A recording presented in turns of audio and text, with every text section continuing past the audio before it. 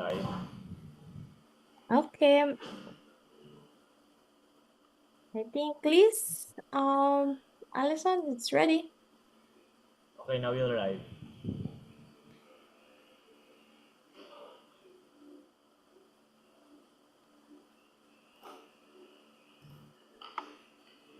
Okay, we're live.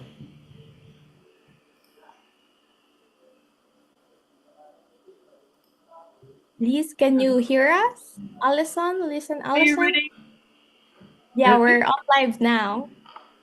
Okay, let's go right now. Greetings, peace wavers everywhere, and welcome to the second of 24 hours of video, music, and reporting from Aotearoa, New Zealand, and from Australia. We are on the shores of the Pacific Ocean, the ocean of peace. And I'm Alison Branoski, and I'm a board member of World Beyond War in Sydney. And with me is Liz Wall, who is the Vice President of World Beyond War from New Zealand, and she's in Sydney with us, and she'll be mainly our MC today, introducing a terrific hour, we hope, of all sorts of things: video, talk, music, action, and we hope inspiring peace messages. We'd like to begin by introducing Reverend Raymond Minicom, the pastor of St. James Church here in Glebe, to offer the traditional welcome to country. Thank you, Ray.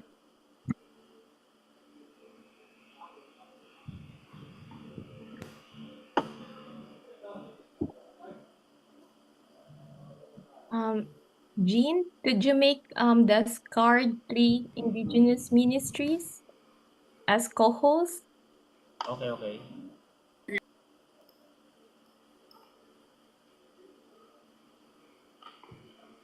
I think Reverend Ray will be coming in a second. Right. Yeah, so I think Reverend Ray. Yeah, that's it. I can now speak. Perfect. We can hear you loud and clear. If you can turn on your camera. Oh. Yeah. Even turn on my I've been muted. So I've just got hold of yours. Let me be very quick and then you can get on with your meeting. Can you hear me? We can hear you perfectly, yes.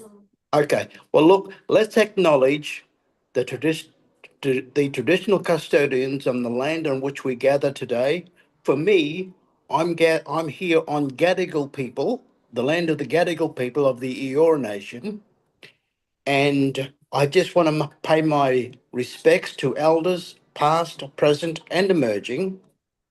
First Nations peoples speak to country, listen to country, sing up country, dance up country, understand country, and long for country. So we give thanks for the enduring relationship, connecting people, connecting country and ancestors, an unbreakable bond that's safely stewarded and protecting the land on which we gather today.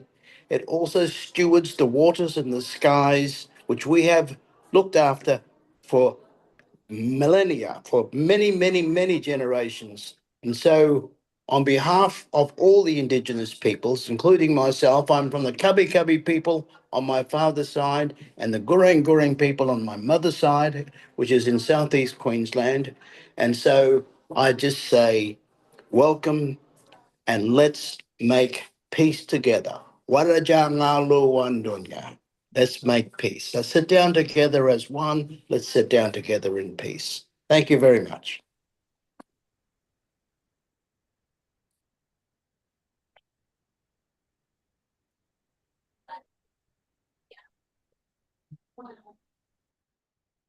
Thank you. Thank you very much, Ray. And I'm sorry we weren't able to see you, but thank you for that beautiful welcome to country. Yeah, I'm still muted on my video, but that's all right. I can see all you fellas. Can you unclick your video? It won't unclick. Okay.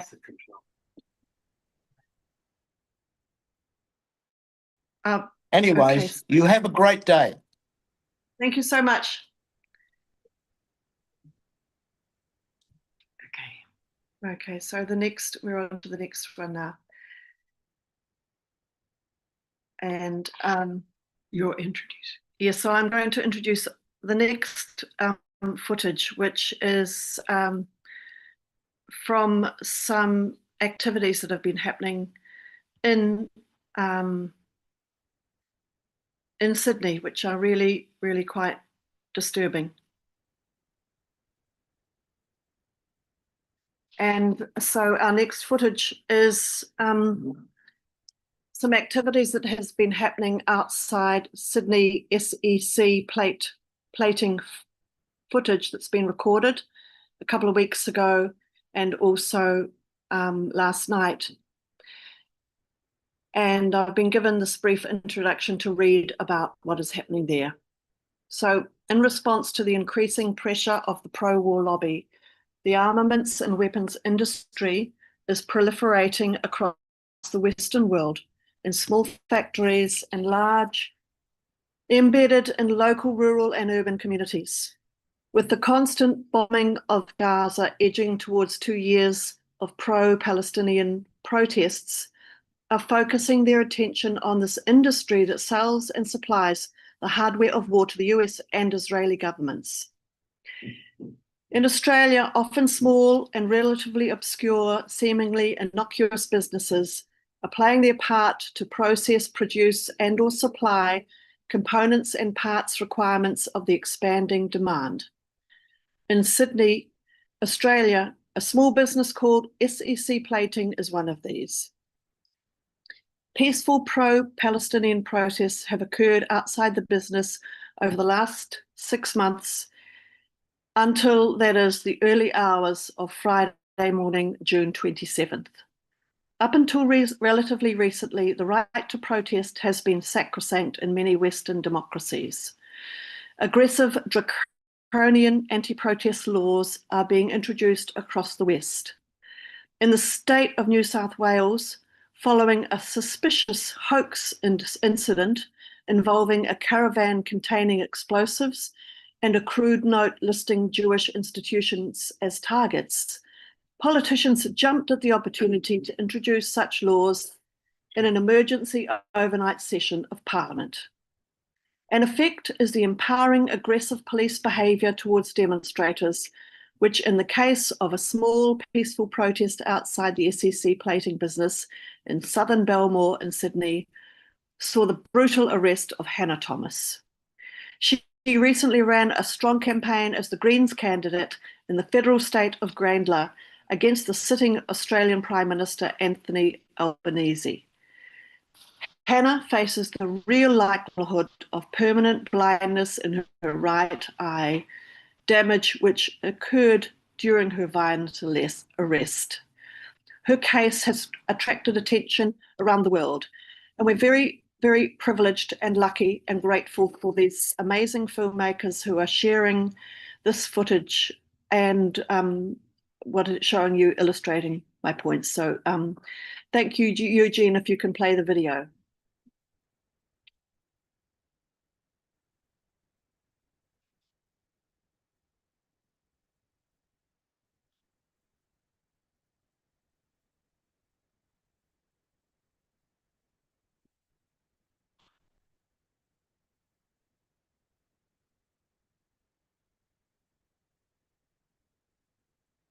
Jane,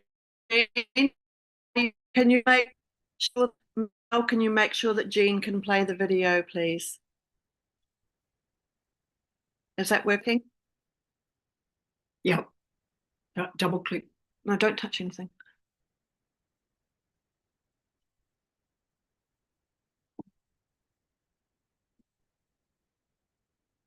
Thanks for your patience, everybody.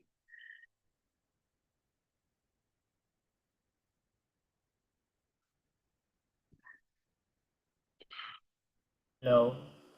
We got a technical problem with the video. The video was beyond 1080p resolution, so Zoom cannot play it. The video on sec, actually. Are you playing the video now, Jean? Give me another try, okay? Hello? Hello? I'll try again.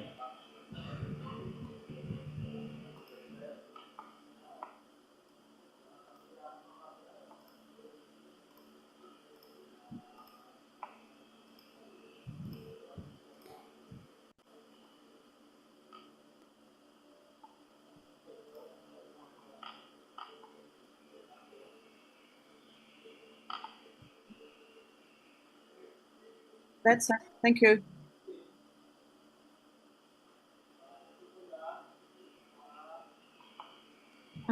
Jean, I think that the sound is not working. Okay, I'll try again. He's doing that.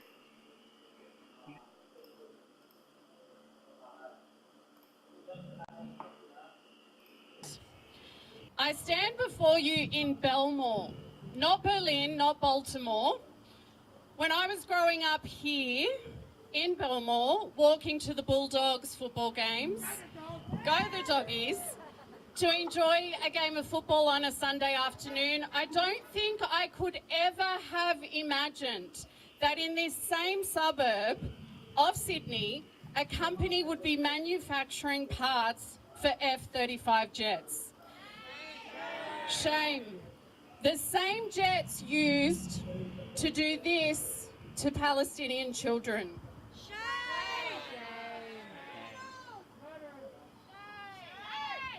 This was yesterday, and every single day, a similar story.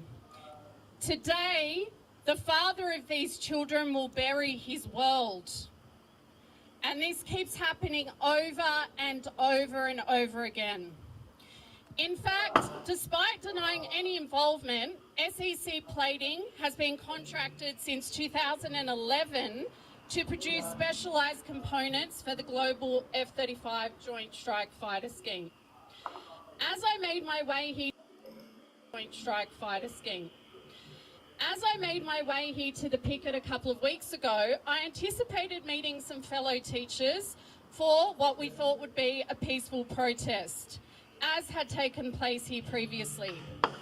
Imagine my utter dismay at being met with scenes of at least 10 police officers surrounding a fragile, terribly injured woman.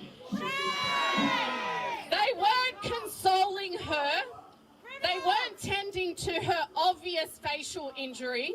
They wouldn't even allow anyone else to do so. I asked to simply cross the road to comfort her, and I was told that I would be arrested. I asked police officers if it was their daughter or their sister or their mother, if it would be acceptable that they left for half an hour waiting for an ambulance. And now Hannah may never regain sight in that eye, and that is on New South Wales Police.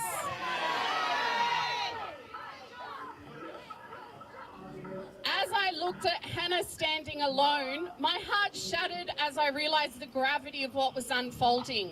Where was I living? Could this possibly be Australia? We're trying to draw attention to a genocide, and companies complicit in that genocide will have you surrounded by police as if you are the criminal. Where police, instead of coming to our assistance in a time of need, obstruct that assistance and are in fact the cause of the suffering. The dystopian nature of that day is reflective of what we are seeing globally.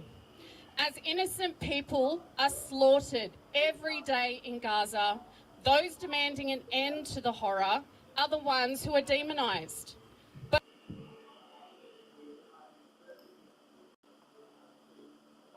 Hello, that's the actual video we got.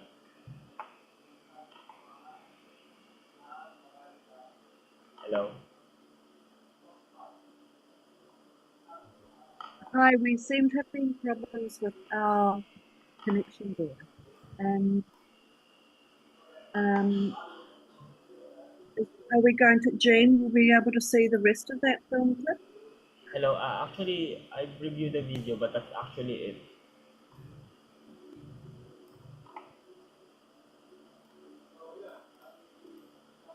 All right. I Okay. think we better move on. We're losing time. Okay. So thank you. And the video went on to describe the injuries, and in fact, Hannah Thomas is in hospital. She's had 2 operations on her eye. She may lose eyesight in her eye, and very, very worrying and concerning, and completely unnecessary police brutality. So you can look forward to hearing more about this, and it's people discussing. So meanwhile, I think we will head over to Canberra now, and we have Tamara Brown who is speaking about a project, an anti-apartheid project in Canberra. So let's transfer to Paul and Tamara, please.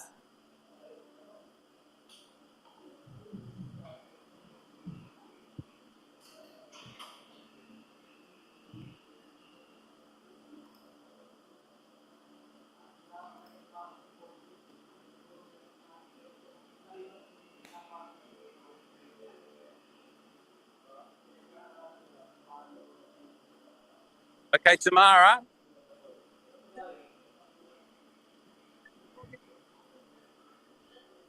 We are on. Can we start? Can we start? They've got us on. Please start. Sorry to keep you waiting. Thank you. They've put us on early. Tamara can just do the free Palestine stuff. Yeah, go for it. Does now suit you, Paul? Is it good now, or do you want to do it a bit later? I thought there was something from New Zealand happening first. 4 minutes. No, you're on next, if that's. But We can. I thought you want. We need anyway. We could do the next video if you want to come back. yeah, that'd be good. Do the next video. That'd be great. Okay, Jean, can we do the next video from New Zealand, please? Yes, which video, please? Can you repeat? New Zealand, World Beyond War, Deborah Williams. Okay, just a moment.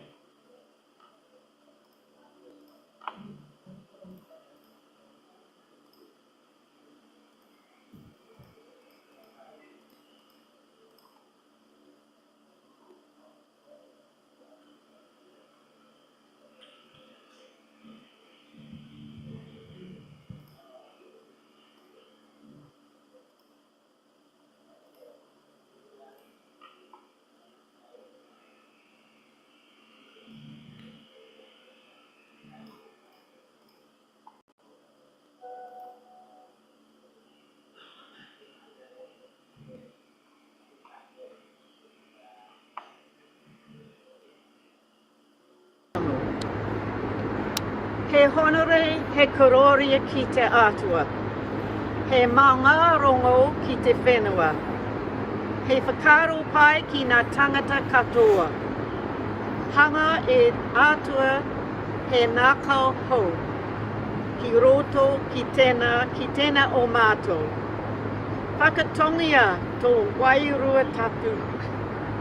He awhina, he tohu i a mātou. He aku hoki i ngā mahi mō tēnei rā, Amine. So, World Beyond War has 3 main objectives.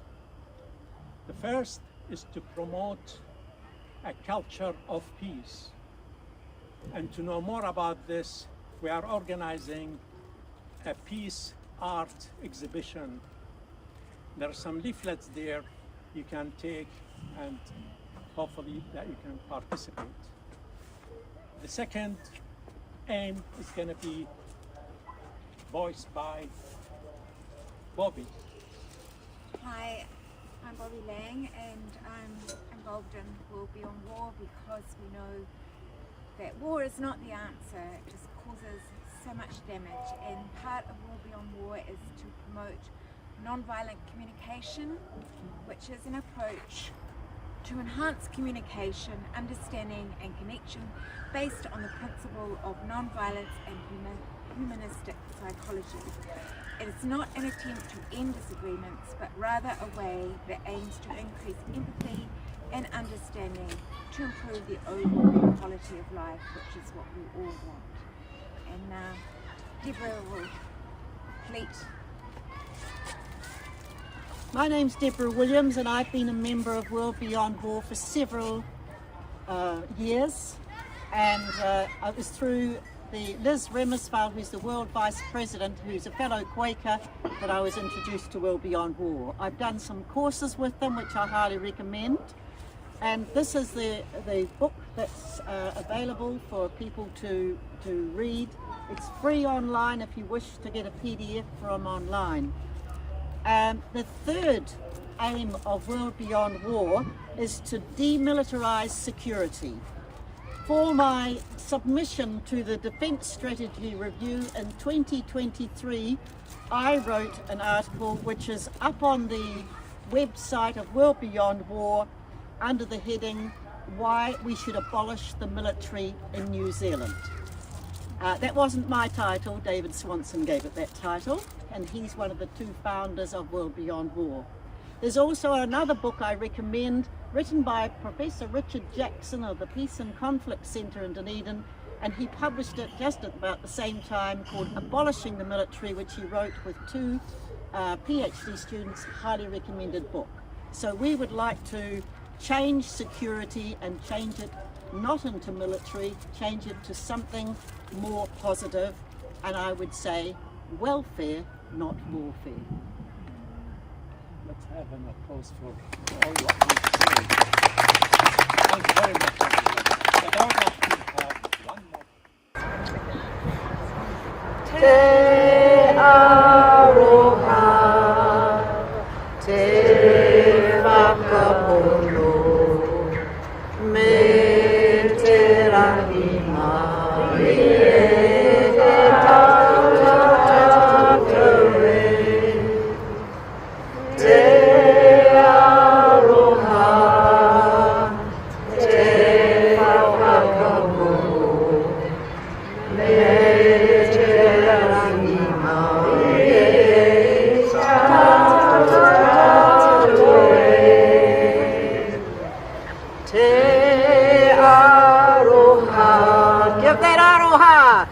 Te whakapono, me te ranima, e ta e.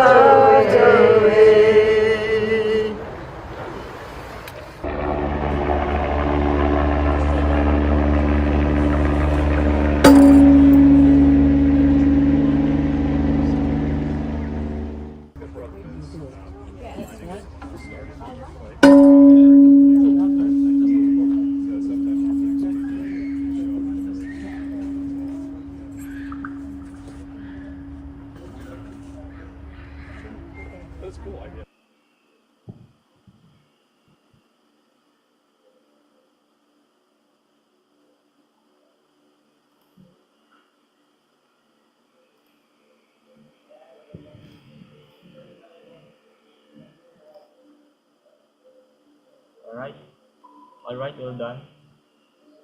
At the end of the video, thanks so much to Christchurch, to Waipana, to Namu, a new chapter in Aotearoa. And that was the beautiful peace spell, which was, I think it was presented to Christchurch City by Hiroshima.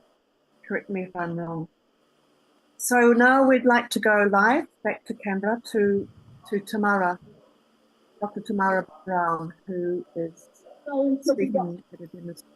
And as a lot of these things that as many people will. I will now introduce Tamara, who will talk about BDS, and listen well, and let's all participate. Let's do everything we can, as Tamara will outline now.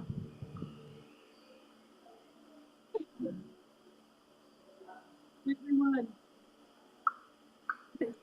I'm Tamara Kayali Brown. I'm a Palestinian Australian academic and activist with Canberra, Palestine and Climate Justice. And we're proud to be live streaming today around the world with World Beyond War's Peace Wave. So,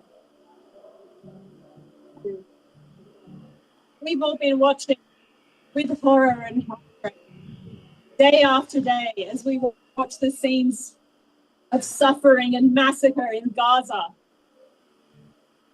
And we've been feeling helpless and despair, wondering what more we could do to help them.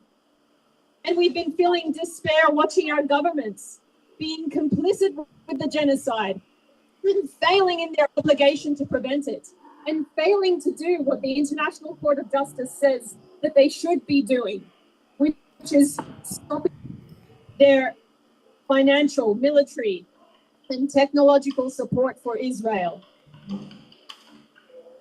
But I'm here today to tell you not to despair, because while governments are failing, civil society is succeeding.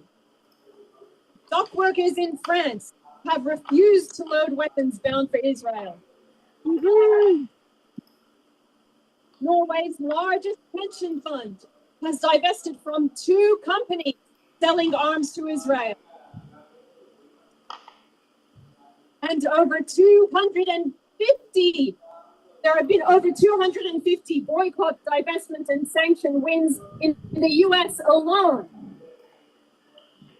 This movement is only getting stronger, and you can be part of it. My message is a message of hope, because that is the biggest cause for hope. And I'm going to give you a concrete action right now that all of you can do today that will make a big difference for the people in Palestine. It's something that you can do anonymously if you want, or you can shout it loud and proud from the rooftops. It's something that's perfectly legal. And in fact, the International Court of Justice says that states have an obligation to do this. And it's something that Nelson Mandela has said was crucial in causing the fall of apartheid in. You can boycott the companies that are complicit in genocide, occupation, and apartheid. You can make your home or workplace an apartheid-free zone. And to start your journey, I want you to do 2 things. First, I want you to get out your phones or your tablets.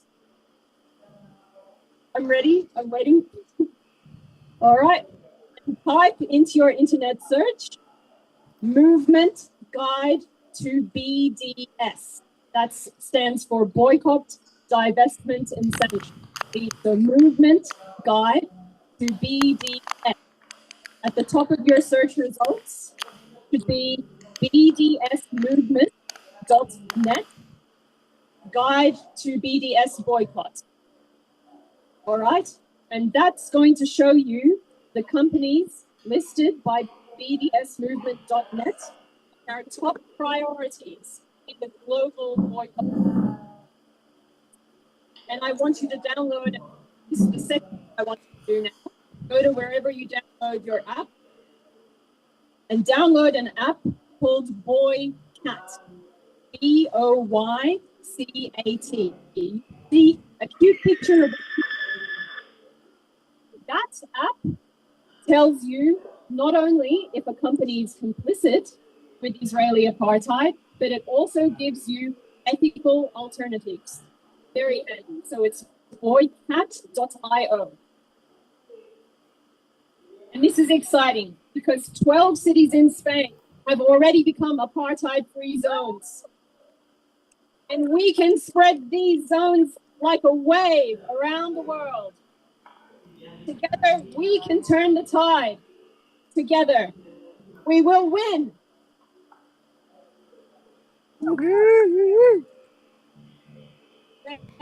I also want to give you a new rally cry that we can add to our repertoire when we're marching around, and it goes like this. I say, in Palestine we want to see, and you say, justice and equality. Let's give it a go. In Palestine we want to see, Justice and equality.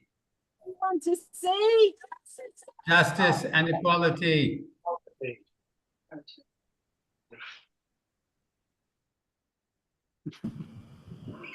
Thank you so much, Tamara. I think we better move on to the program now because we're running out of time. But thank you, Dr. Tamara Brown. We really appreciate your work. Movement.net, and you'll see their guide. So somebody's asked if these boycott links can be shared in the chat, so that would be really great. Paul or Tamara, if you can do that when you get a chance. So Jean, can we go to the next item, please? It is from the Justice and Peace Office of the Catholic Archdiocese, with a big thank you to Kaylee Sharp. All right. Moment, please.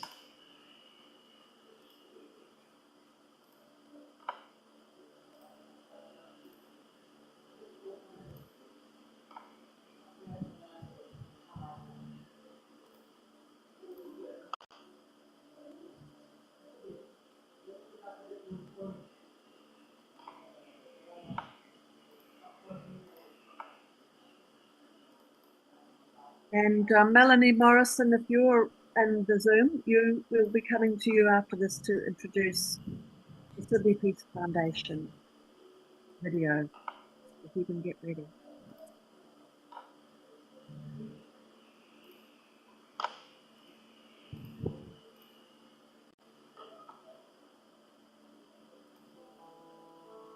What does peace look like to me? What does peace look like to me? What does peace look like to me?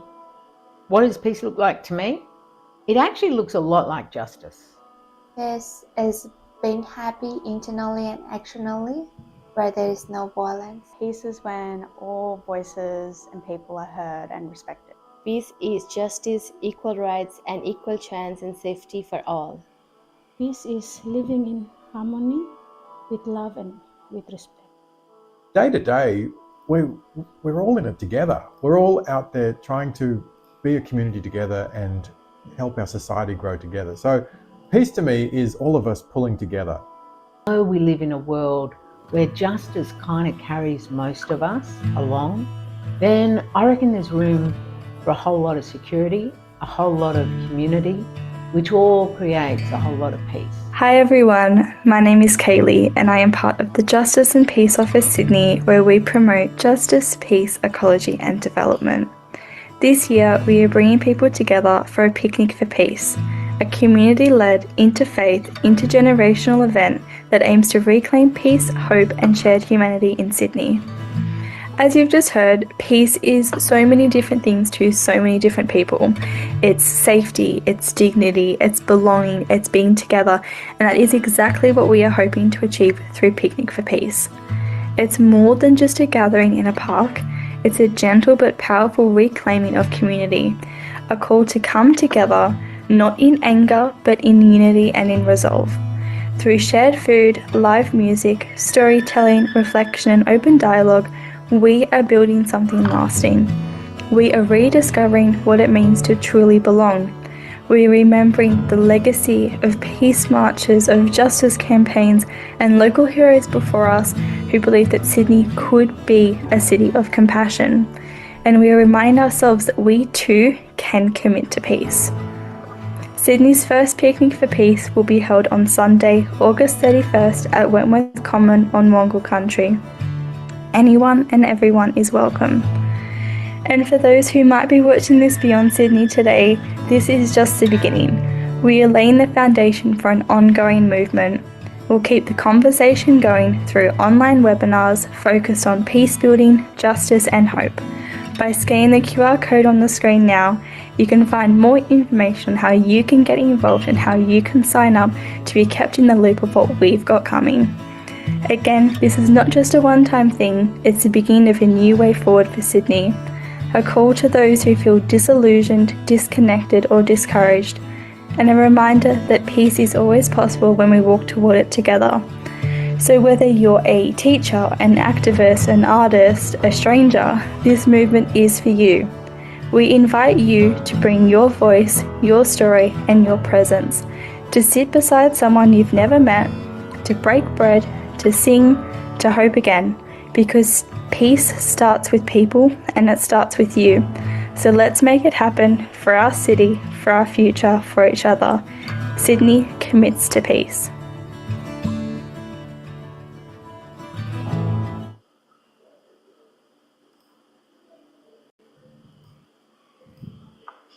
Thank you so much. And I call on Melanie Morrison, who's going to introduce the latest happenings at the Sydney Peace Foundation. Good morning. Good morning Sydney time anyway. Actually afternoon, 12:40. Can you hear me and see me? I just want to make sure that that's working. Yes? Yes? You can hear me and see me? Yeah, I can hear you. Maybe you could be spotlighted. Can somebody spotlight Melanie, please? Hang on. Okay, great. Go. Thank you. Hi, look, thank you for the invitation to speak here. I'd also like to acknowledge that I'm coming to you from Gadigal land in Sydney. This always was and always will be Aboriginal land. And it's also the end of NAIDOC week. So, a time to really reflect on the struggle of Indigenous people throughout the world.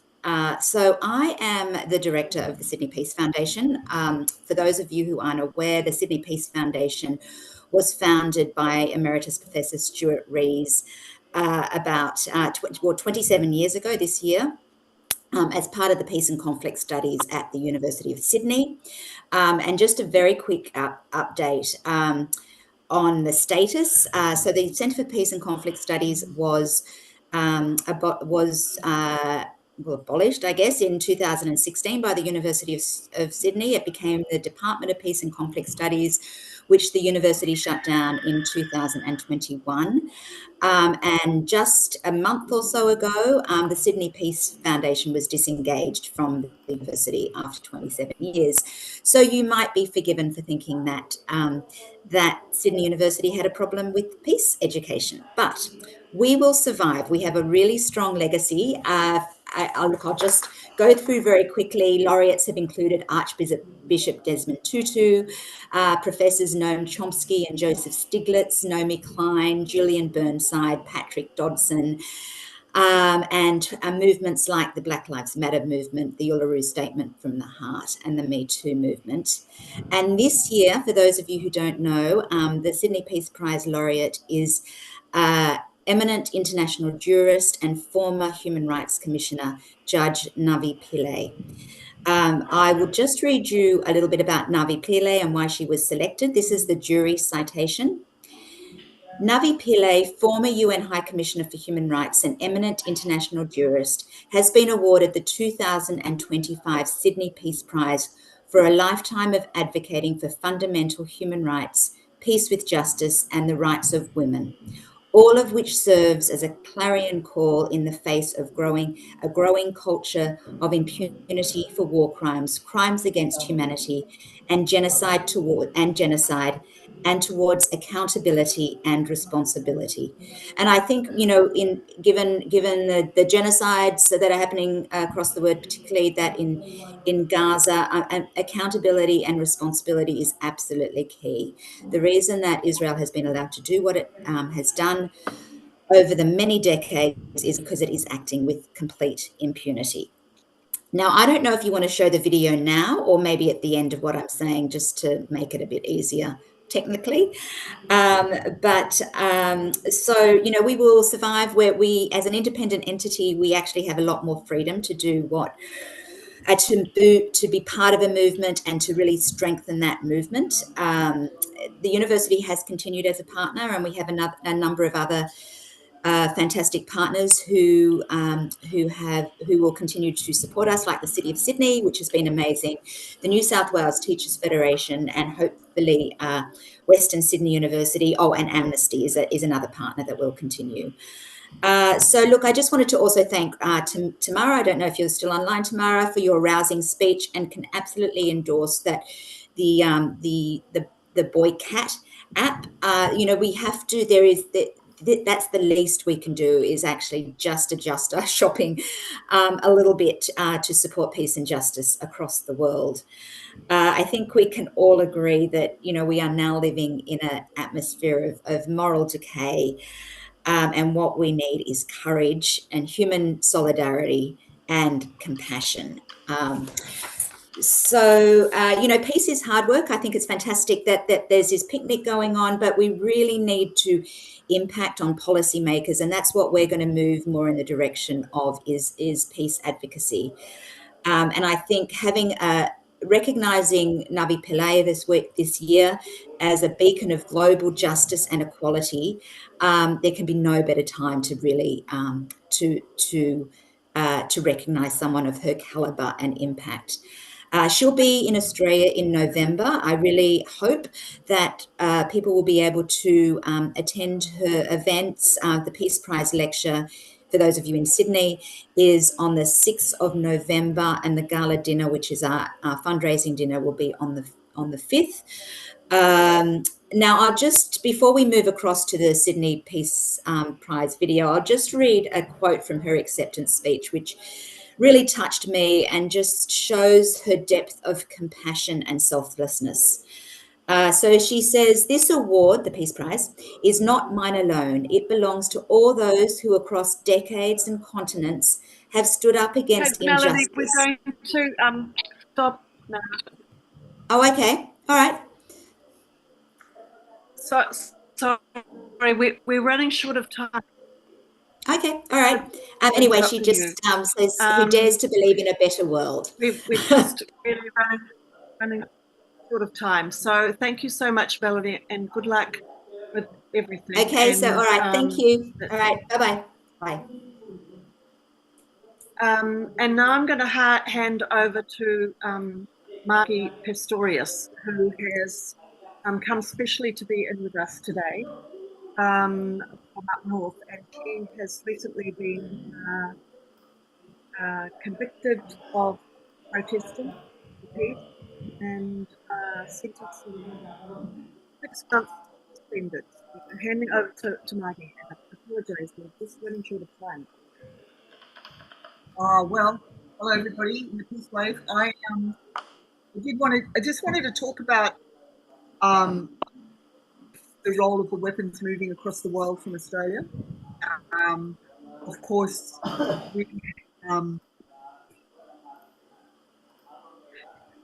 we know we just had information that the F-35 parts are going directly to Israel from Sydney Airport.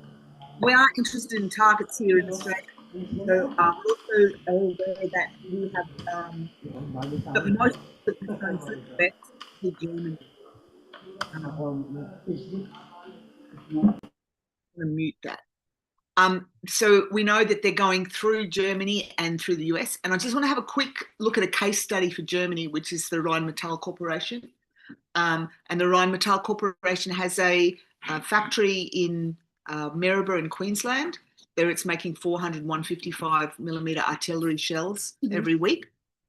And we also have Australian buying those artillery shells from South Africa, Rheinmetall South Africa. And so basically what you have is the weapons companies across the world sort of doing different weird deals to avoid the international humanitarian law. So it's a time that maybe the international humanitarian law leads to look at the transport of weapons through third-party countries, which is actually also illegal. We just want you to know that, you know, here in Australia, the government is basically paying these international companies a lot of money to set up. So Rheinmetall was given $45 million in subsidies, and basically they're exporting the entire set of bombs every week to Germany. So if you want an export business and you want to get some help, the best thing is to set up an artillery shells business, and you can get up to 45 million free subsidies. So I don't think if you were doing a healthy project, you probably wouldn't get 45 billion in subsidies. million. But that 45 million is, of course, part of 50 billion in facilitation and subsidies that they're giving the entire industry in Australia per year at the moment.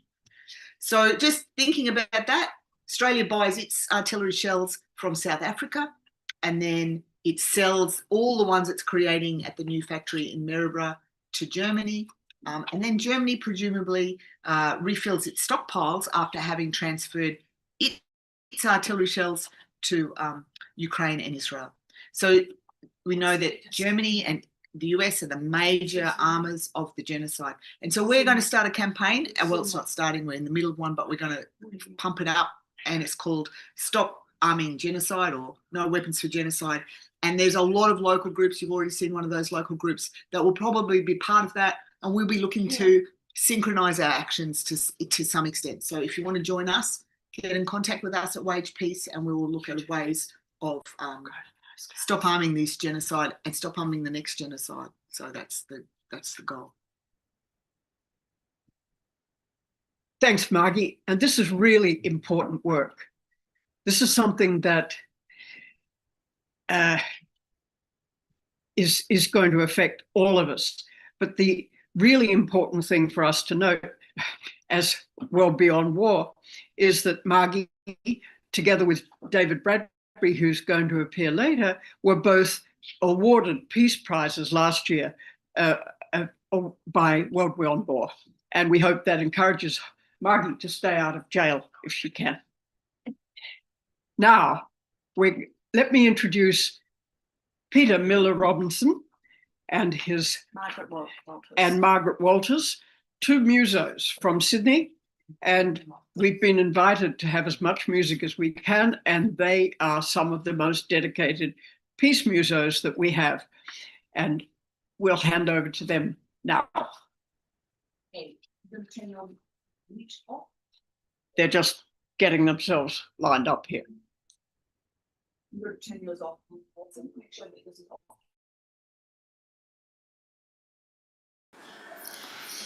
All right. Oh, it's not. It's off now.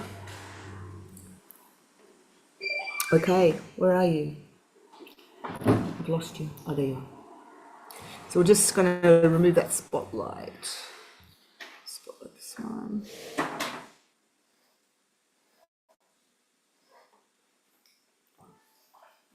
A peace wave to everyone.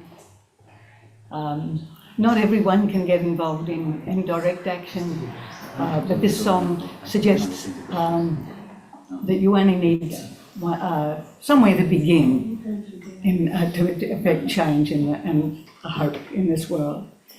And we've truncated the song a little.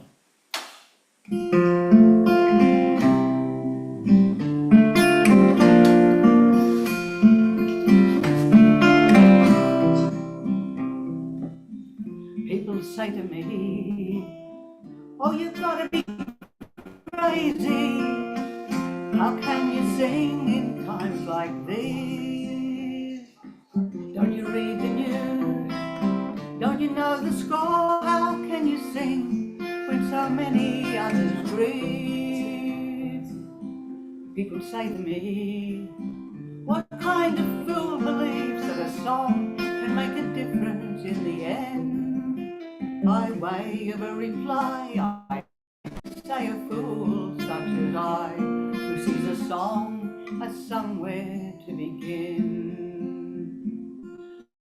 A song is somewhere to begin, the search for something worth believing in. If changes are to come, there are things that must be done, and a song somewhere to begin. A song is somewhere to begin, the search for something worth believing in.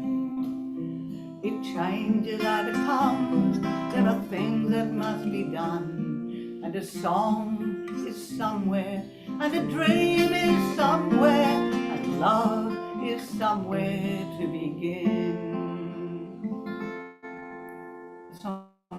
By T.R. Ritchie. Yeah. Thank you so much. Oh, can you hear me okay? Okay, you're on. Thank you so much, Margaret and Peter, for that beautiful song. So I think it would be a really good time now to show the Greenpeace footage of its 40th anniversary of the Rainbow Warrior. Jean, are you able to show that now, please? Okay.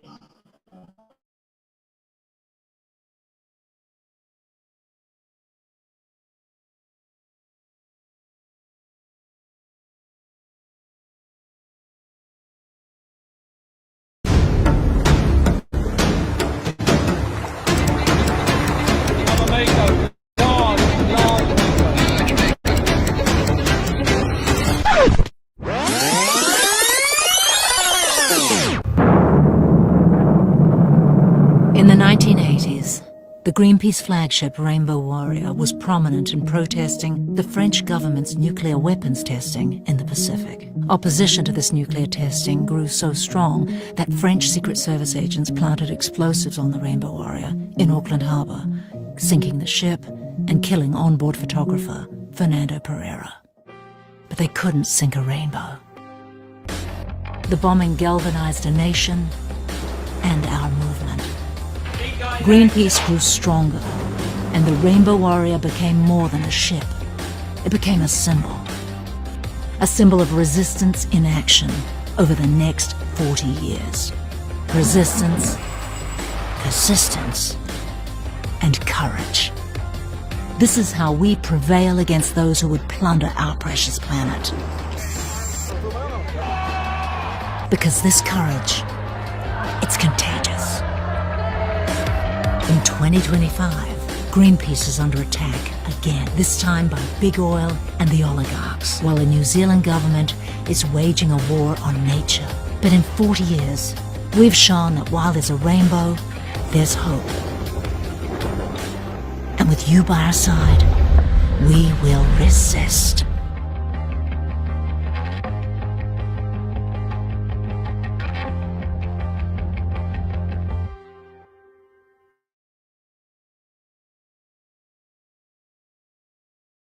That's it.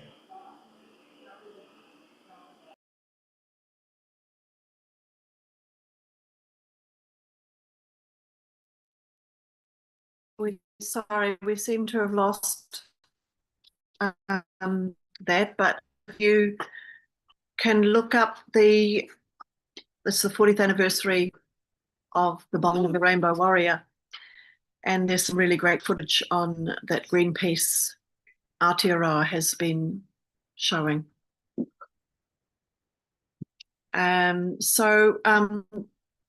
Our next contribution is from a protest at the US consulate in Melbourne. Just a short by the protest vigil by the Quakers in Melbourne. Jean, are you able to show that, please?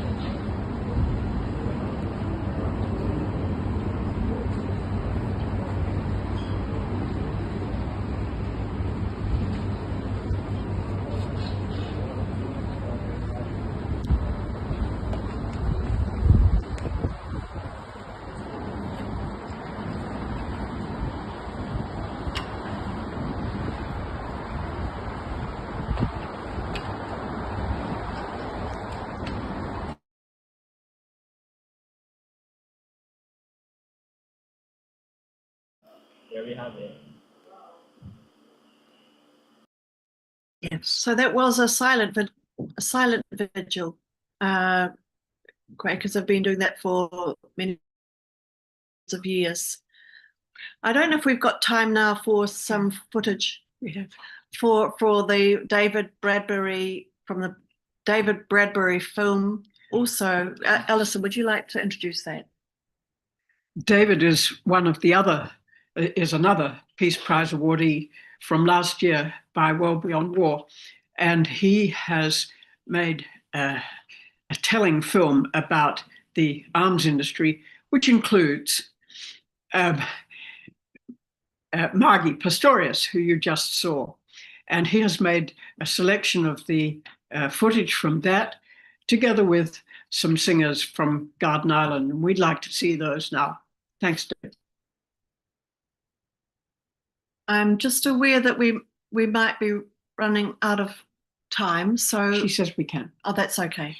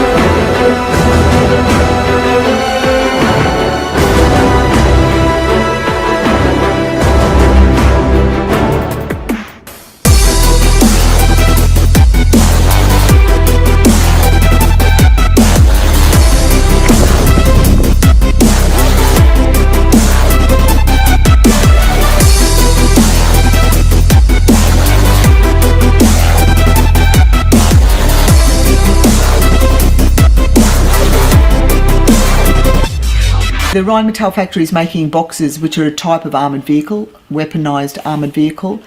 They're making about 200 for the Australian Defence Force, and now they've got $1 billion to make for the German government as well.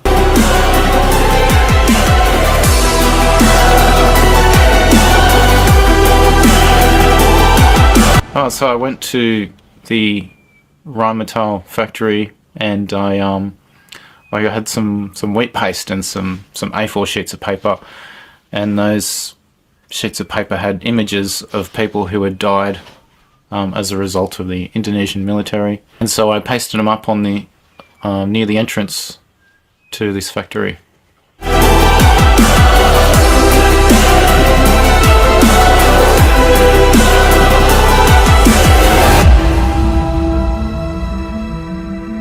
They're a weaponised armoured vehicle. They're used for troop transports, but they're also weaponised with various types of small cannons, which can actually be used to knock down buildings and threaten people, threaten communities. And with the war in Gaza continuing uninterrupted, the Israeli Prime Minister taking aim.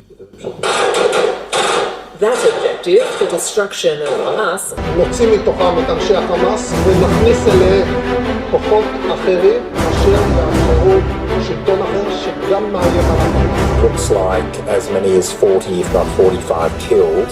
The Israeli army is saying, of course, that it was a precision strike.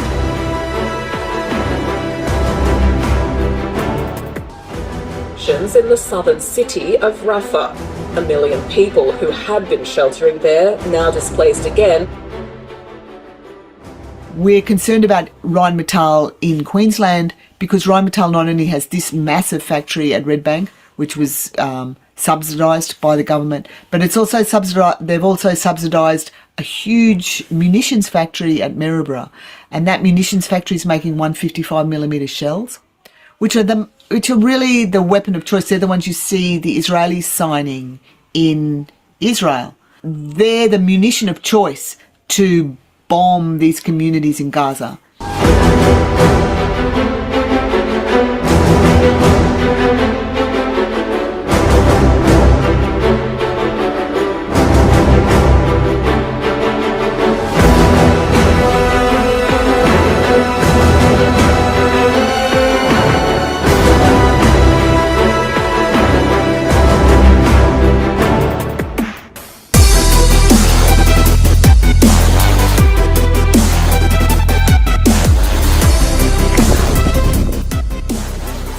many people killed across Gaza in the last 24 hours, the war-weary waiting with the world for a response from Hamas, the next step towards a ceasefire. Are continuing to review one shipment that President Biden has talked about with regard to 2,000-pound bombs because of our concerns about their use in a densely populated area.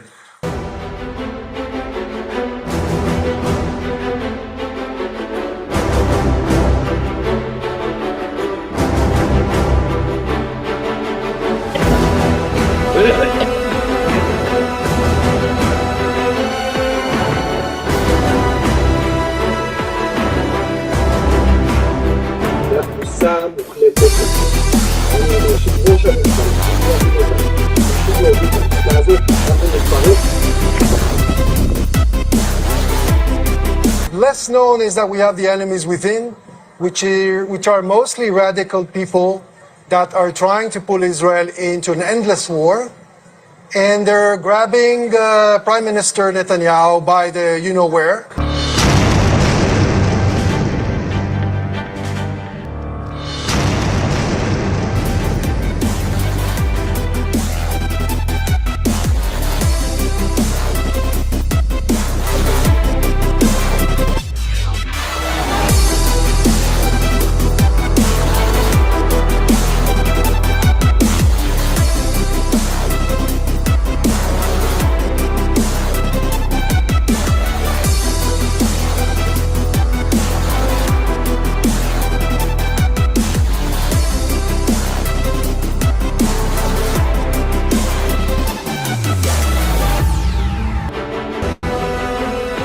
Gantz's decision to leave. I'm not sure that Prime Minister Netanyahu was willing.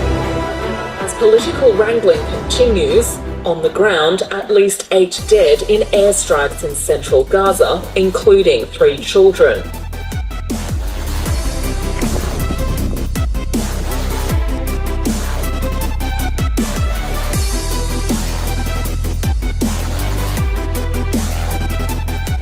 At some point, I was grabbed and dragged away from the entrance, across the car park.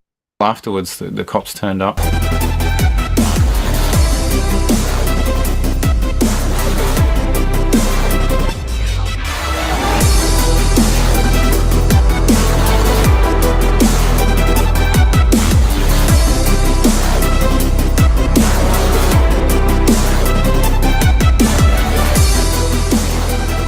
Saying Hamas is an idea, Hamas is a political party. It is rooted in the hearts of people. Whoever thinks we can eliminate Hamas is mistaken. On the ground in Gaza, Israeli tanks and troops have advanced deeper into Rafah. 8 Palestinians were reported killed in the city. Gaza, Israeli tanks and troops have advanced. And that's the ones we see being used in Gaza to destroy the city, to kill the people, to bomb the tents in Rafah. That's the munition of choice, the 155mm shell.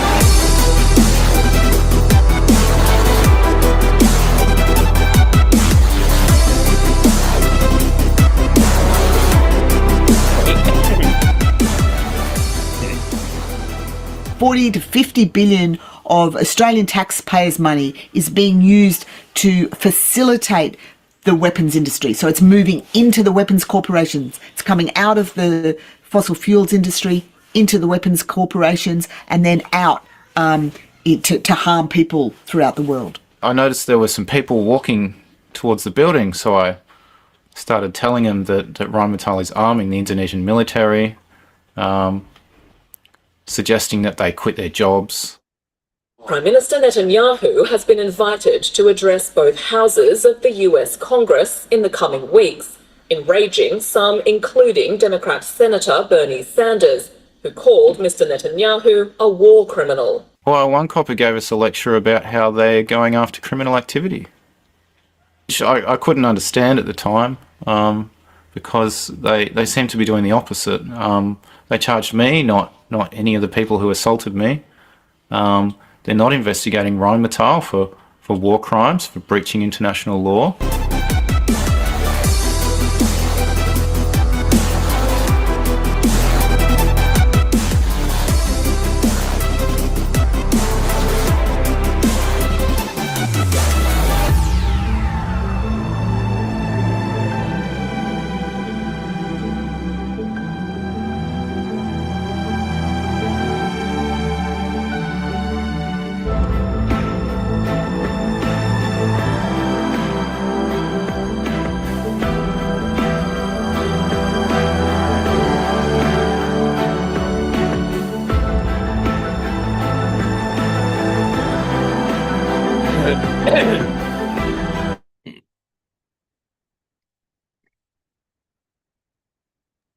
Thank you, everybody. And thanks from me too. Thanks, Liz. And we're sorry that we had to cut it short, but there's lots more. Wait for next year. Thank you, Liz and Alison. We're gonna wait for more in Peace Wave, and I think Geoff is raising his hand. Yes, but is there time for Jeff to say something? Just to have it very quick, Geoff, is it okay? Yeah, if you can unmute and have your contribution for for a short, so we can move also to our next speakers. Thank you, Joe. Yeah, you can speak now. Oh, well, I was actually waving, didn't have my hand up, but I've been living in Gimoy, Cairns, far north Queensland, and we've had a vigil for Palestine every second Friday for the last almost 2 years. That's been wonderful. Also, to draw people's attention to a tungsten mine near Gimoy, Cairns, which has been supplying tungsten to a US company, Elmec Technologies, that produce tungsten pellets to Elbit Systems, who produce fragmentation bombs. So there's just one more link of Australia to the genocide in Palestine. Thank you for a wonderful series of videos and interviews. Thank you. Thank you, Geoff. Thank you for all your solidarity there in Australia. Later on, we will have also in our Part 6, our Middle East and North Africa contribution for this Peace Wave as well. If you would like to join in and join the voices in MENA, please, I also encourage all our viewers to join in that segment. It will be a very powerful segment, also prepared by the women on the ground in those conflict areas in Middle East. To move on to the next segment, first of all, thank you, Liz and Alison, for preparing the first half of Western Pacific. Thank you for showcasing us what's happening in that side of the world. In Pacific, as you can see, it's very near to my hometown as well in the Philippines. We have been experiencing several issues in Pacific, and one of the initiatives that been done also that's been doing by Pacific Peace Network and World Beyond War is the declare neutrality and prevent a US-China war. So this is a solidarity campaign by the peoples of the Pacific and Pacific Rim nations. So there are lots of countries, civil society organizations, people working on this neutrality, and would like to just share with you this petition presented by Bivan from IPAN. Let me just share my video.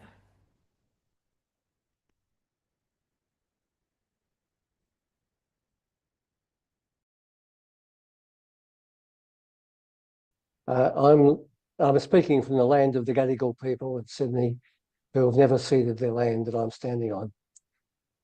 We in the Pacific and Pacific Rim countries have geographical and political commonalities.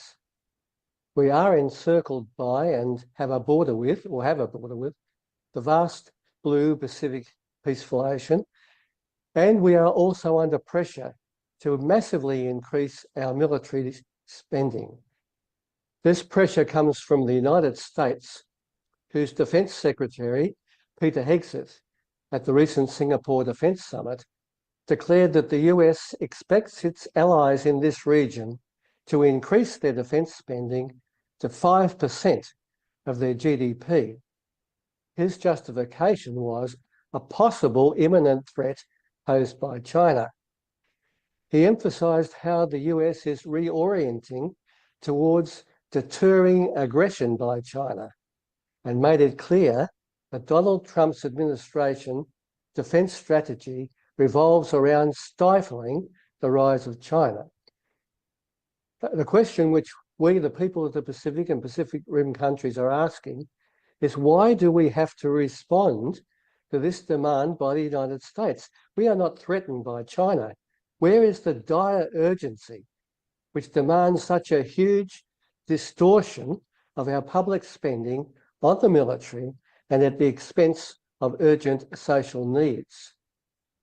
The indications are that the United States is preparing for war against China, but cannot wage such a war from the west coast of the USA. It needs military bases, port facilities, airfields in the countries on the west side of the Pacific Rim. Without these bases, without the backing of the military forces, munitions, and manufacturing capabilities of the Pacific Rim countries, the United States cannot launch and sustain a war against China. This dependency gives our countries enormous preventative power. If we unite together and our countries refuse to be involved in such a war and adopt a neutral position. It is in response to the urgency of the situation we face that the Pacific Peace Network, with representatives from Pacific Rim countries and the assistance of World Beyond War, has developed this solidarity campaign, which is being launched today at this webinar. The campaign enables the peoples of each country in the Pacific Rim to say no to such a war and no to an increase in military spending for it.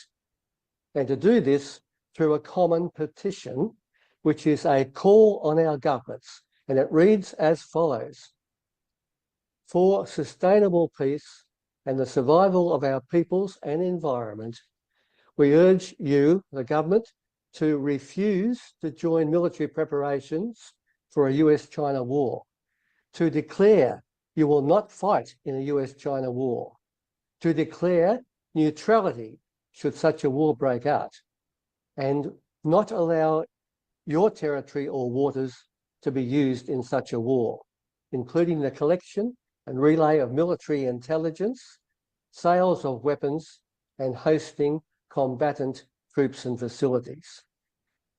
Now, this common petition can be accessed on the World Beyond War website, and the details are in the chat. Later this year, the petitions will be presented to our respective governments, and we hope to the United Nations General Assembly. Look, we are seeking tens of thousands, if not hundreds of thousands of signatures for this campaign. This is our opportunity to tell our governments we do not want this war and we want everything done to prevent it.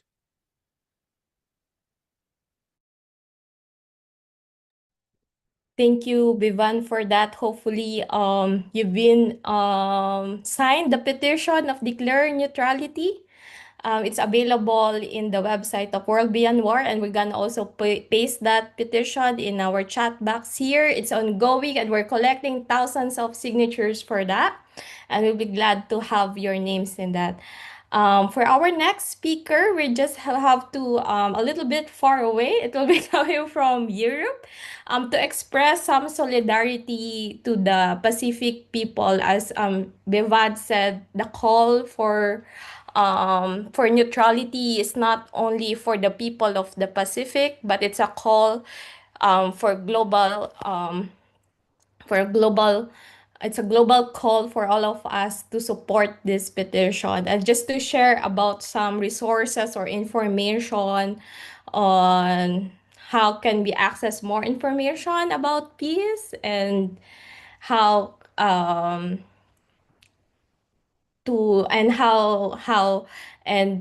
how can we have more resources or information. I'm sorry, I repeated myself in that. But we will have Norbert from Better Info. I think he can explain more about Better Info, and also his support for neutrality. So Norbert, if you're here, we'd like to have you on the floor. Yes, please. Hello. Hi, Michelle. Dear peace friends from around the world. I'm Norbert from Austria, a physician and internet activist, and I'm going to tell you about Better World Info, which is a unique platform for peace, and we are very open for collaboration. I am elaborating on this by a little presentation, if I may, and I hope you can see it now. Are we fine? Can you share it? Yep, we can see your screen right now. Great. So let's get rid of that. Better World Info is for people who want to make this world a better place. It's beyond peace, but peace is a huge segment of it. So if you have a look at the website, you see that we encompass a lot of topics. And in other words, Better World Info is an information hub for educational and future topics such as peace, the environment, human rights, one world, and social justice. It's a non-profit participatory platform for information and networking for people who want to make our world a little better. And we offer a comprehensive internet directory with over 700,000 handpicked links on global topics in German and English. It's unique, it's collaborative, our service is free, open, and there are no ads. And I like to compare it to a dynamic Google directory for engaged citizens and global NGOs. And we are similar to a Wikipedia for a better world and focus on links.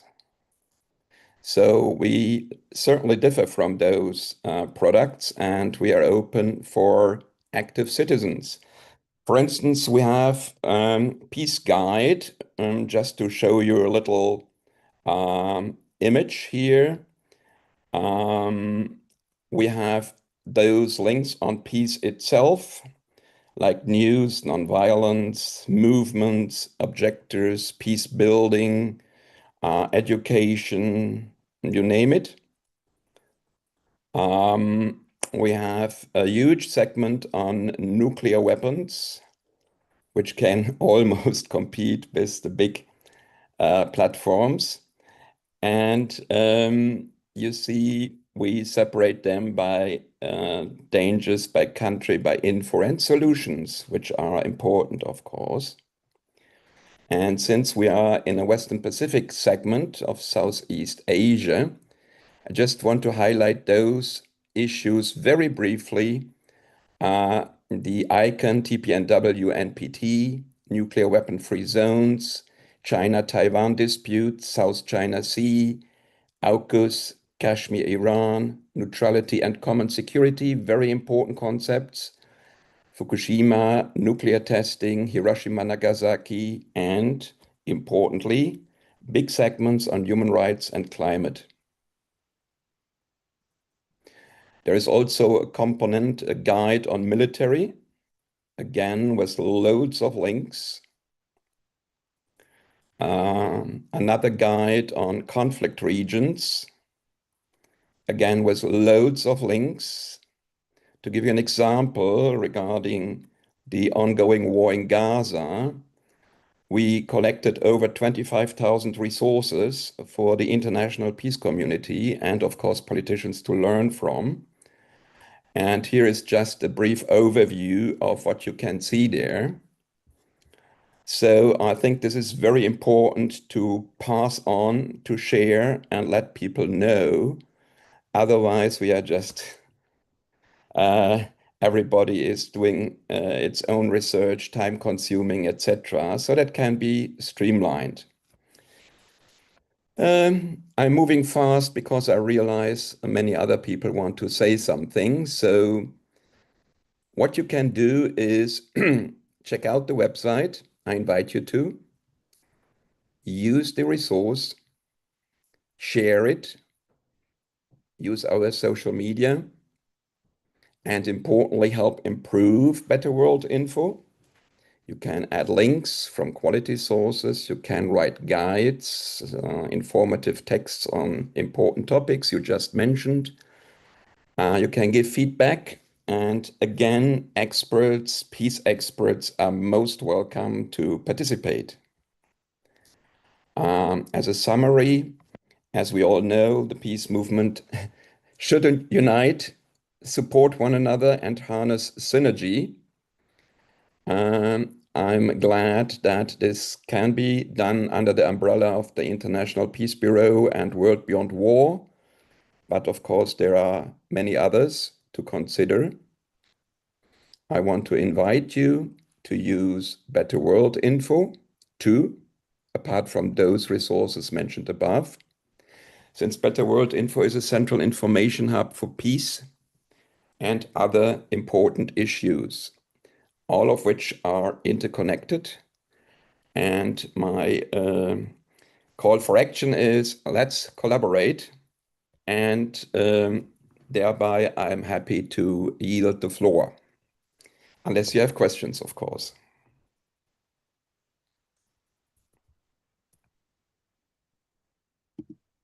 Thank you, Norbert. Of course, if you can also put in the chat box the website of Better Info for others to connect with you, or your email address just in case they have questions, then we'll be happy to Okay. connect. Betterworld.info, but I put it in the chat as well. Thank you, Michelle. Perfect. Thank you, Norbert, for being with us and being here so early. It's like 5:30 in Europe time. So thank you, and I'd like to emphasize the message of solidarity. This part of solidarity and connecting with each other. This is what the Peace Wave is all about as well. Connecting, emphasizing what we can do together, and of course sharing some resources. And I would like to acknowledge as well that this Peace Wave, aside from IPB and World Beyond War, we also have the Stop the War Coalition Philippines, who are helping us to coordinate and to make this peace wave happen, also the GenCQ. And without further ado, I would like to call our next speaker, coming from Pacific Islands of Golgona in Colombia. We're very, very honored to have you here as well, from World Beyond War, to speak about what's happening in that island in Pacific, a small island of Pacific in Golgona. So here with us is Laura Benitez from World Beyond War. Laura, the floor is yours. Thank you, guys. Hello, everyone around the world. So it's an honor to be here with you guys in this special day. My name is Laura Benitez from Colombia, and I'm a biologist. And I am part of the group called Unidos por Gorgona. which is mean together for Gorgona Island. This island is located in the southwest of the Colombian Pacific, and since 10 years ago or more, since actually 2018, the island is threatened by a military project financed by United States. They want to build a military project there, which is very dangerous for many species because this is a hotspot of biodiversity in terms of marine life and terrestrial as well. So we are against to stop this project, calling to all the government that has passed in this last 10 years, from Juan Manuel Santos to the current president, Gustavo Petro. And we have achieved some, we have get some achievements, but we are still fighting to stop it. And yeah, has been very difficult, but we are still raising our hands and voices for the island and all the species out there. So I hope you enjoyed the short documentary that we made about 2 years ago. And yeah, any questions, I am here to listen to you guys. Thank you very much. Thank you, Laura. I'm gonna play the documentary. Thank you.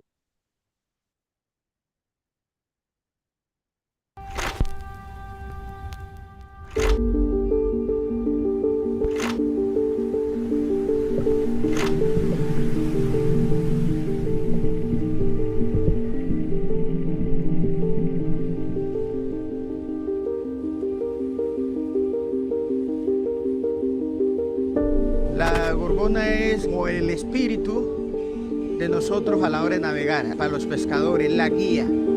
Por eso se llamó en su momento la misteriosa, porque se desaparece y aparece al navegante, porque es donde se toman los vientos para poder navegar. El Parque Nacional Natural Gorgona ha sido un sitio donde se ha desarrollado la investigación científica desde hace mucho tiempo atrás, donde muchos investigadores han venido aquí a investigar no solamente las ballenas, sino a las aves, a las tortugas, a los insectos, a los anfibios. Gorgona se convierte en un laboratorio viviente donde se puede estudiar la vida misma y la conocemos como la Isla Ciencia. Proteger Gorgona es proteger la vida misma y el recuerdo mismo de lo que somos y estamos hechos, que es de un tejido vivo que respira y siente con el planeta Tierra. Pero algo tiene Gorgona que es importante inclusive para el mundo, porque ¿quién quita que Gorgona sea el equilibrio de todo este corredor? ¿Por qué creen que las ballenas vienen hasta acá a concebir y a tener sus hijos? Entonces nos une inclusive con el mundo.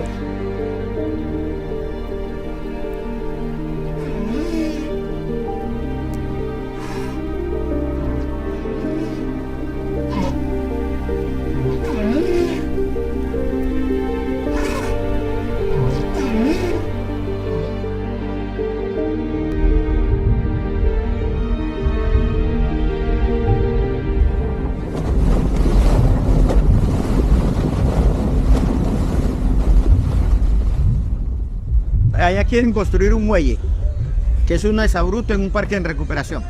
Si usted va en un parque de recreación no necesita un muelle. Pero además es un muelle para las lanchas militares, ahí no entraría una lancha civil. Porque en ninguna parte he visto que hay una lancha militar y al otro lado está la lancha de los civiles.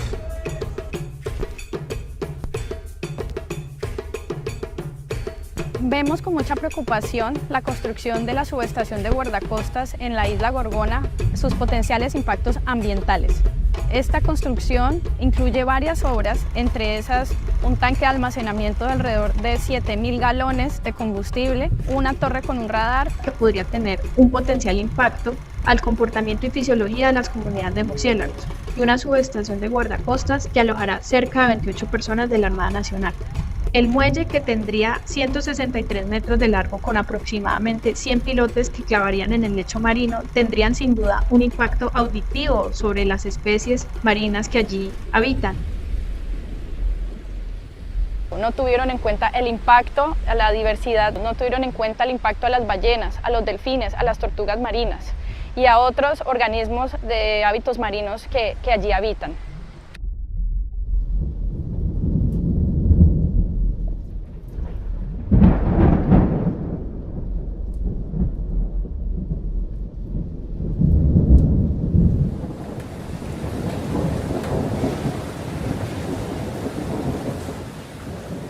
Para capturar lanchas del narcotráfico es la explicación que ellos dan afuera.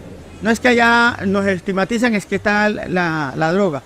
Los narcotraficantes de poder no viven en el Pacífico. Nosotros lo que colocamos son los muertos. Lo que nosotros estamos convencidos es que hacer una subestación en Gorgona lo que va a aumentar es mucho más el conflicto. El conflicto empieza a sentirse con fuerza acá cuando hacen las estaciones de los militares, pero también aparece el narcotráfico en todo su esplendor.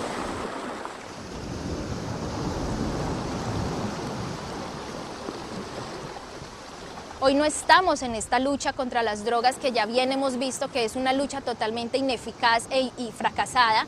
Entonces ya sabemos que si no es eficiente, ¿por qué vamos a ir a perturbar una isla que está llena de vida, que se va a ver perjudicada en todo lo que es su esencia con las comunidades y con las demás especies silvestres que la habitan?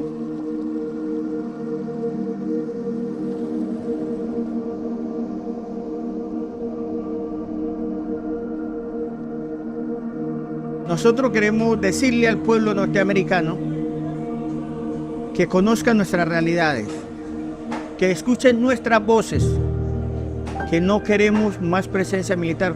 Ya en el Pacífico, en el litoral, en todos los pueblos hay militar.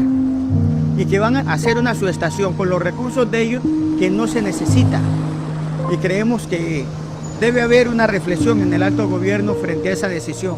Y por eso le pedimos al pueblo norteamericano que nos escuche, ya que los gobiernos no nos escuchan, que nos escuchen ellos para que no coloquen sus recursos.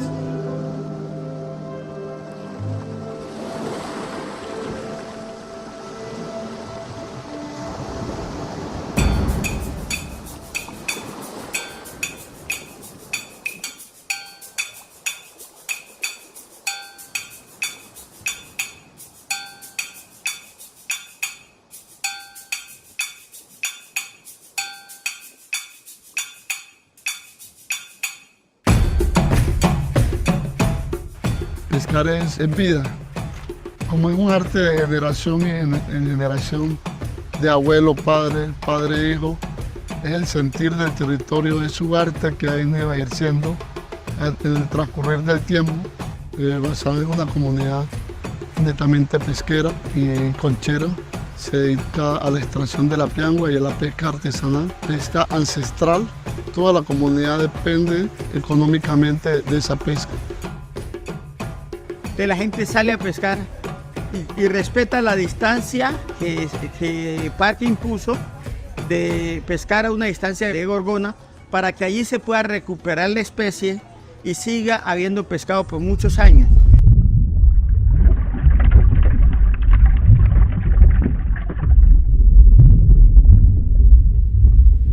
Entonces, ¿qué pasa? Llegó una época, pues salían los pescadores, supuestamente no habían demarcaciones del área donde se podía trabajar, pues entonces la gente tiraban los espineles por ahí, venían los del parque, llegaban y comenzaban pues a levantarle el espinel, a llevárselo. Ellos ¿qué hacían? Les quemaban los espineles, lo regalaban, otros los vendían y lo mandaban a los pobres pescadores acá con las manos vacías. Nosotros tenemos grandes preocupaciones. Cuando ya ellos comienzan a ejercer, tememos que el acuerdo se los puede caer, porque nosotros presentimos que lo pueden violar nuestro trabajo, lo pueden restringir. Hablando con las palabras de mi abuela, quitarnos Gorgona como quitarnos el ombligo. Y el ombligo, ella decía que era como el punto vital de la vida, porque eso nos amarra con el territorio. Que Gorgona Gorgona por ahora está pasando un terrible momento, ¿sí? Que para nosotros los jóvenes de Guapi es algo pues muy feo porque nos están quitando algo que está siendo parte de nuestro corazón. Están queriendo construir algo que allá no va. Nos parece algo como muy incoherente, ¿sí? Quitarnos algo que nos hace parte a nosotros y que Gorgona para ellos no tiene nada que ver.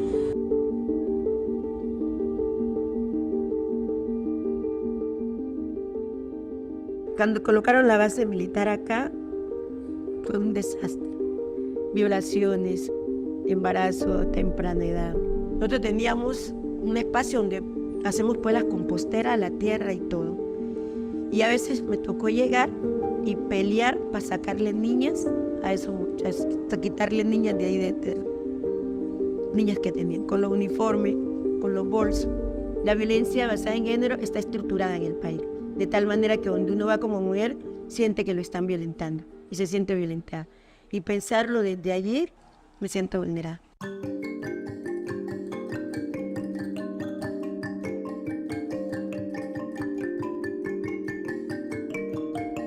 Esto es Gorgona, vivienda, cultura.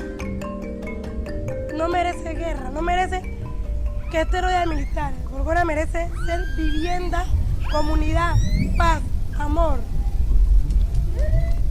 Gorgona es como para ir a disfrutar la naturaleza, sí, porque la naturaleza es como algo súper feliz, que a uno, si usted está triste, lo llena de alegría. El ruido de las olas, de los animales, las ballenas cuando cantan.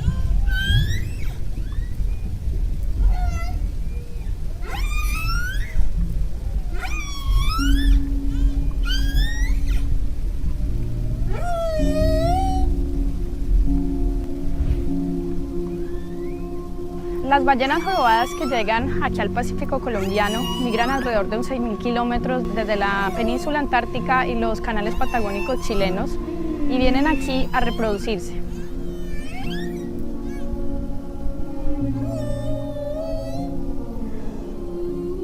Esta isla es un santuario para las ballenas jorobadas, pues aquí es uno de los únicos sitios en Latinoamérica y de los pocos que hay donde no se permite el avistamiento turístico desde embarcación. ¿Qué quiere decir? Que no se permite el seguimiento de las ballenas. Hace muchos años se propuso que este lugar fuera un sitio de descanso para las ballenas jorobadas después de la migración desde la Antártica y antes de salir de nuevo a las zonas de alimentación. Así que lo convierte en un sitio muy especial donde nadie las puede molestar, donde viven tranquilas, donde se acercan mucho a la playa, tanto que cuando estás durmiendo aquí en Gorgona, descansando, las puedes escuchar mientras saltan, mientras están en sus cortejos de apareamiento.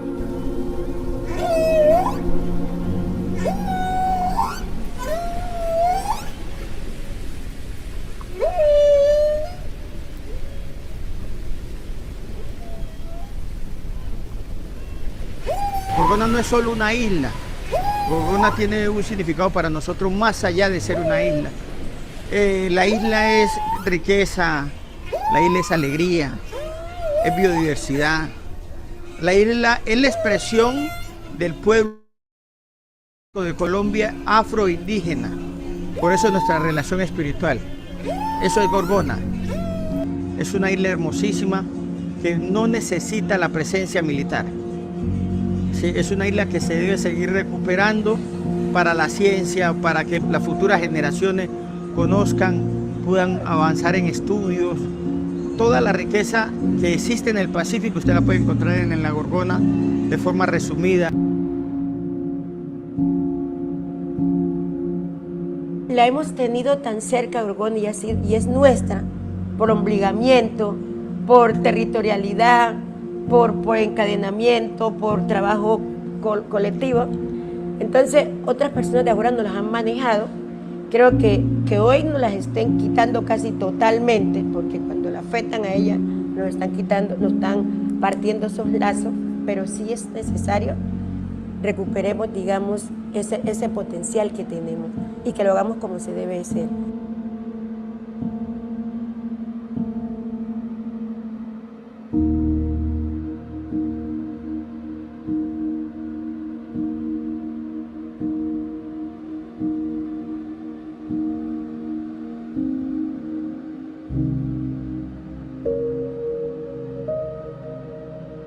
alguna protesta bien intencionada que tiene que ver con la ecología y con el mar, pero otras interesadas en que no tengamos un radar para vigilar las embarcaciones que se van.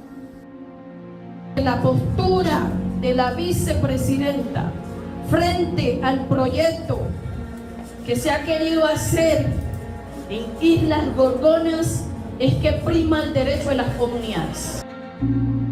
Entonces, cuando nos unimos comunidades, nos unimos también la comunidad científica, se unen también la comunidad turística, ¿sí? Gorgona también es un lugar donde se hace buceo porque es increíble lo que se puede ver debajo del mar. La vida marina es algo que nos enseña profundamente de dónde venimos. El Frente del Turismo también viene aquí a decir, bueno, podemos hacer algo distinto. Esto es un territorio que debe de estar de la mano directamente de las comunidades. Pues yo le propongo al gobierno nacional y a los aportes internacionales que miren las comunidades que tenemos alrededor de la isla y que lleguen hasta ella para que miren las necesidades que tenemos en cuanto a educación, salud, energía, agua potable. Tenemos tantas necesidades que con esos recursos que van a implementar allá para esa construcción, nosotros algunas de estas necesidades vamos a resolver.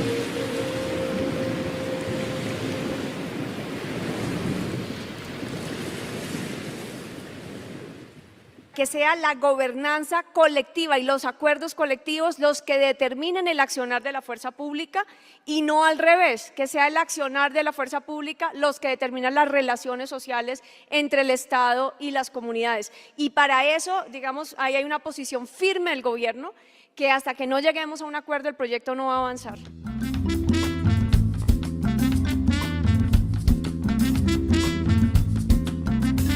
Como científica, como mujer, como ciudadana colombiana, estoy en desacuerdo con la construcción militar en el Parque Nacional Natural Gorgona.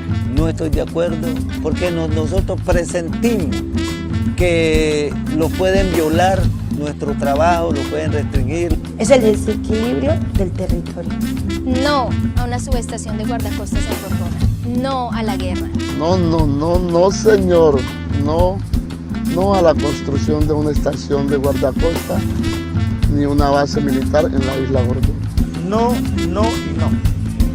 Esa es la voz de la comunidad. La Gorgona, paraíso terrenal. La Gorgona, territorio ancestral. Y la vida que allá vive nunca la podrá encontrar. La Gorgona está en peligro. La Gorgona hay que salvar. La Gorgona está en peligro. La Gorgona hay que salvar.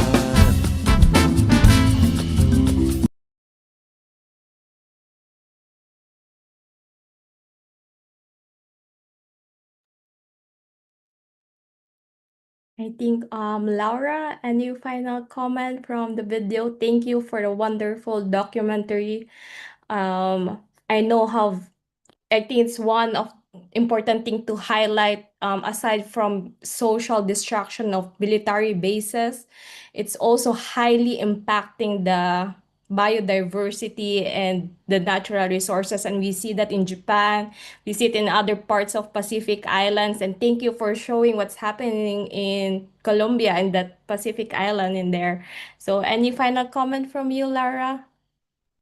Yeah, thank you. Just a final comment that thank you very much to invite me to be part of this day and spread out the information, the situation that is happening here. And Gorgona is also part of a big corridor in this part of the Pacific, because there are another islands that the United States wants to take it as like Galapagos, Malpelo, Cocos, and yeah, so we are really fighting, and we hope to have a good final, but we are still in a in a long way to get it, but anyway, we are here. Thank you very much for your support. Thank you, Laura, and we stand with you in solidarity. I know it's very late in Colombia right now, so thank you for staying with us and being part of Pacific segment and showcase what's happening in there. And just to Just to say, sorry, I forgot to say something. If you want to know more, you can follow us in Instagram, Unidos por Gorgona in Spanish. I will send in the chat. Thank you. That will be very helpful, Laura. Please send us in the main chat so we can follow you and we can support your advocacy. We've been live in all over the world right now, and we also thank all the online viewers that staying tuned with us in our social media platform. So thank you for watching us in the live stream as well, and for those who are here in Zoom call. And just to wrap up for this segment, I would like to call Cora Pabros, our co-president, just to give some reflection about Western Pacific. Tita Cora, are you here? Yes, thank you, Michelle, and I'd like to really thank the really highly informative and insightful presentations and talks that we have had so far. We have begun from Hawaii, this morning, and we moved on to Aotearoa and New Zealand. This particular region is witness to people's situation. As you've said, they've shared the impact of the presence of militarization policies. And I think they not only shared that, but they also shared their aspirations and their resistance. It is important to emphasize that, sharing of resistance and aspirations. And in a way, trying to fight back, which is not really easy. And I think that this webinar, this Peace Wave is trying to provide the space and the platform to show our connectedness. This is the big Pacific that waters that connect us all. And I'm glad that our sisters, our friends from Colombia, despite their distance, it's actually the opposite from this second region, have actually shown, the similarities in a way, but also the uniqueness of the situation and their struggle. So I would say that as we move on to the next region, we move on to Northeast Asia. I hope that we will all continue to bear witness to all this and to try to make internationalize our struggle. That has been the way we're trying to do with Okinawa, Jeju Island, and other movements in the Pacific. It is very important, especially at this point when there is so much, so much policies of government that is trying to stop us from really moving forward with our resistance. So I would close with saying that this is not only a struggle against the imperialist war machine, but also it is a struggle for life. I think that that is the primary consideration that we have to remember. That, no matter where this brings us, we have been witness to many experiences all over the world, of not only really winning victories, but even if we fail, there are always lessons learned. So this is, I think, a very important segment, and if you observe, there's always a mention about these places of militarization. Always happens in indigenous lands and water. So, the question about colonization and imperialism, and is something that we have to look into, and that in a way would guide us. This peace wave is actually dedicated to, trying to highlight the importance of nuclear abolition, which points to the fact that when we struggle against nuclear weapons, we're not only struggling against it, but we're struggling against the structures and the dimensions and the policies that make nuclear weapons possible. So I think that's where we are at, and I hope that this part of the webinar really inspired all of us to move on. I hope you will continue to be with us around the world. We're going to be in this for the next another 18 hours or 20 hours, I guess. So thank you so much, Michelle, and thanks everyone for this wonderful segment of our Peace Wave. Thank you, Miss Cora. I call her Tita Cora, sign of our respect in the Philippines, and thank you for being with us today. She's our co-president in IPB, and she's staying tuned from part 1. So I hope everyone will stay with us as well until as much as you can. And later on, of course, if you want to watch the other parts of Peace Wave, you can always check IPB YouTube channels, Facebook channels, and also World Beyond War, Facebook and YouTube. We are streaming it right now, and will be there even after this Peace Wave. So I think we're gonna pass the next wave to Northeastern Asia, and as Tita Cora said, it's just right in point.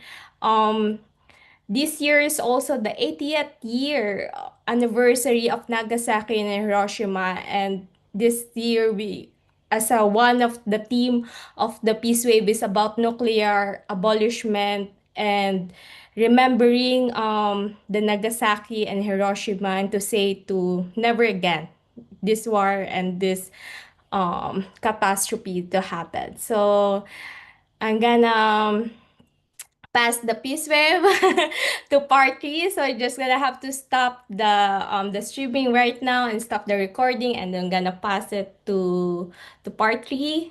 And I think the next moderator is here now, Joseph. So we'll just have some technical technical setup, and then we're gonna have you. Thank you, Norbert. Thank you, Laura. Thank you, all the contributors for this part. And we're gonna see you on part 3.